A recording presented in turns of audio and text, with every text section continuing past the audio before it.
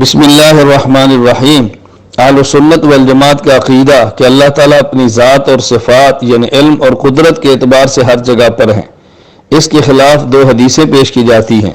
حدیث نمبر 2، حضرت ابو ہریرہ رضی اللہ تعالیٰ عنہ سے روایت ہے کہ رسول اکرم صلی اللہ علیہ وسلم نے ارشاد فرمایا، ینزل اللہ الی السماء الدنیا کل لیلہ حتی یمضی ثلث اللیل الاول، کہ جب رات کا پہلا تہائی حصہ گزر جاتا ہے تو اللہ تعالیٰ ہر رات آسمان دنیا کی طرف نازل ہوتے ہیں۔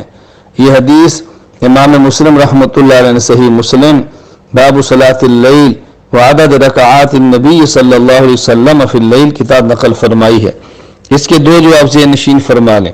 پہلا جواب، اس حدیث پاک کا معنی اور مطلب اور مراد یہ ہے کہ اللہ تعالیٰ کی رحمت بطور خاص رات کا ایک تہائی حصہ گزرنے کے بعد آسمان دنیا پر نازل ہوتی ہے۔ اللہ رب العزت کی رحمت تو ہر طرف متوجہ ہے، ہر وقت متوجہ ہے، لیکن بطور خاص رات کو اللہ کی رحمت متوجہ ہوتی ہے، اللہ کی رحمتیں اترتی ہیں۔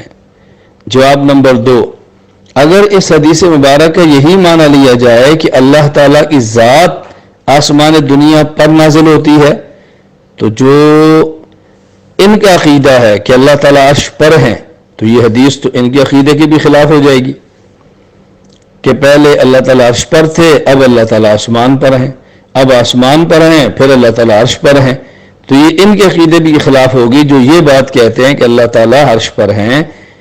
اس لیے یہ حدیث اہل سنت والجماعت کے عقیدہ کے خلاف نہیں، اہل سنت والجماعت کے عقیدہ کے خلاف نہیں۔